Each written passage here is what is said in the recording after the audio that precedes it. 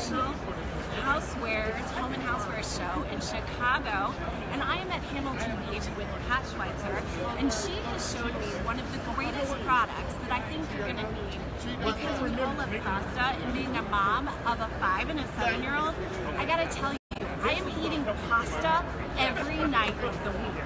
And even though I love my box pasta, I really want to know how to take it up a notch. And she told me something really special about this pasta maker that makes it really worth all the money and bells and whistles. And that's the one thing that's great about Hamilton Beach.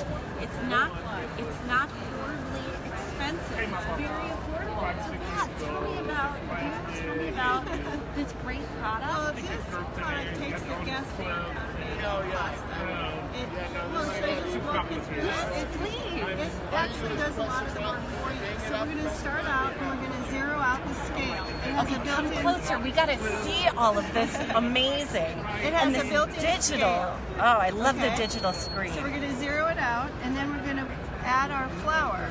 And you can use all-purpose flour, Okay. semolina flour. You can do gluten-free flours, whatever you like. Oh, well, I'm California, so we love our gluten-free everything. Well, this will be And for so, you. Okay, then I'm going to just keep adding my flour till I get the amount that I want. We usually make about a pound or so that's around, I usually start with 400 grams. Okay. So I'm just going to stop right now because I can just stop it with whatever amount I want. Okay, so I have to remind, you can keep going while I just remind everybody who's watching right now. She did not measure out in her cup measure. She is measuring inside of the machine. She's just guessing. So tell us the next great part about what's going so on. this came to 370 grams. Now I'm going to choose which type of pasta I want to make. Okay. I can either choose fast or elastic. We might change these names because, of course, this is a prototype. But We love getting the sneak peek. the difference is that the fast version has no resting time.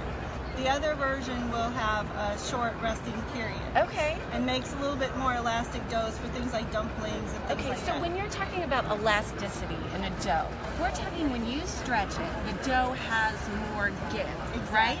And so when we're talking about a fast noodle, we're talking about something that actually breaks really easily and fast, and so that's what we're looking for. Right. And what happens in the in your mouth when you're eating it for a fast versus an elastic noodle? It would just be a little more chewy. The elastic noodle would just have a little more bite to it, a little more chewiness.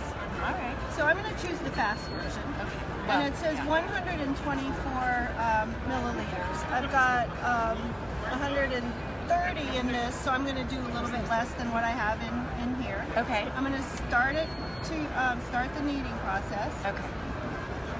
and press go. Okay. And it's going to start kneading, and then I'm going to start adding my You water. guys can't see this, but what's happening inside of here is this awesome blade that's turning, and it's pouring, as she's pouring the water in, it's actually mixing the dough and getting everything to a really great consistency, as we were talking about a fast noodle. And you also can't see, I'm not sure because I'm not seeing what you guys are seeing, but there's 3 air slash, what do we call those? Just air pockets or openings for the water. Right. And as it goes in, you have this auger type of thing that is, and paddles that are stirring and kneading the dough. Oh man. So do you miss not actually kneading the dough, or is it kind of a relief because you're not getting the dust and the mess all over your kitchen? Well, I think that, for the people who like to be, hands-on and knead the dough, then maybe this is not for you. Okay. But if you have never tried making pasta and want something that's quick, easy, simple, takes the guesswork out of it, this machine is for you. I think that's really the most important thing, because I think this is something that's so important about people in the United States, is that we measure our flour through a cup measure, and that's actually a really big deal, and the Europeans use a scale. And I think we're not aware as American consumers that there can be a lot of differentiation between the outcome of the product. You know, I think there's so many things that we're not aware of, and this great machine is taking all that guesswork and creating something that's perfect every time. I know, we always have to teach people how to measure for making things in our custom. You do? Well, you know, it makes a big difference if you come in and you just dip flour and pour it into the bowl if you're making, say, a cake. Yeah. Versus, you know, making sure the flour is light and fluffy and you spoon as lightly into the cup and level it off. But in the end, what you're looking for is a weight of the ingredients, and this is what this will give you, is the actual weight of the flour. I mean, I hear a noise going on, but you have to understand, like, there's a lot going on, and this machine is really taking that flour and that mixture, and it's doing a great job. It's really doing a great job. Everything is changing. And you know, this is what I tell the people that I'm with, students, that the flour in the water is actually changing, and it's creating more of a dough product. It's creating that thick, delicious dough. So where are we? So this says 3 minutes and 16 seconds. So is that counting down until it's ready? Now it will count down to the next step, which is the extruding or the pushing out of the dough to make the die cut. Now we have 6 different shapes that you can make. Well, let's talk about that, because look at this great thing. Should we come over here? Maybe step out a little bit, and that way we can step away from the product while it's counting down, because one of the things that I love so much about what we're seeing here right now is the beet pasta. I love the idea that you can add flavorings, and we were talking about ink pasta and spinach pasta. There's a lot of varieties.